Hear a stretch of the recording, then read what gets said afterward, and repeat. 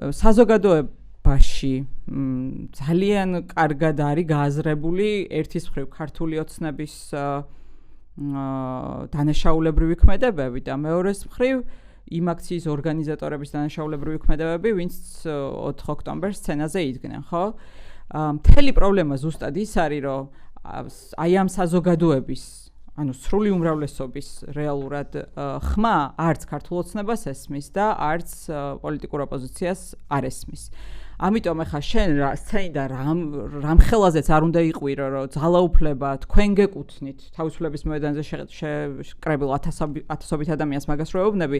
სინამდვილე ხო ის არის, რომ მთელი პროცესი ისე წარმართე 4 ოქტომბრისთვის, რომ არავისთვის აზრი არ გიკითხავს, გეგმა არავის არ გააცანი, ისე გამოაცხადე და ისე წაიყვანე ხალხი და ბოლოს ეს ხალხი აღმოჩნდა ციხეში, ხო?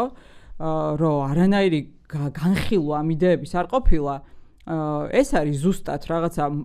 მართლობის და საზოგადოების მიერ დამოკიდებულების ერთნაირი სტილი, რომელიც აქვს როგორც ქართულ ოცნებას, ისე ამ აქციის ორგანიზატორებს. ისე ახლა პირველი შემთხვევა ხო არ არის რომ გვანან ერთმანეთს, რამდენ რაღაცაში ბოლო პერიოდში, მათ შორის ახლა თუ დავაკვირდებით, ესე ტალღებად ხან ჩვენზეც ხო ესეა ხოლმე, ხან ქართული ოცნება დაიწყებს თავდასხმებს, მერე უცებ მოყვება ნაციონალური მოძრაობის წარმომადგენლების თავდასხმები და ესე ანაცვლებენ ერთმანეთს, კვირა რო არ ჩავარდეს რა, რო არ ჩაუვარდეს, კვირას ძალიან კოორდინირებულად და ხო, ნუ რაღაც წარმოუდგენელია ესეთი კოორდინაცია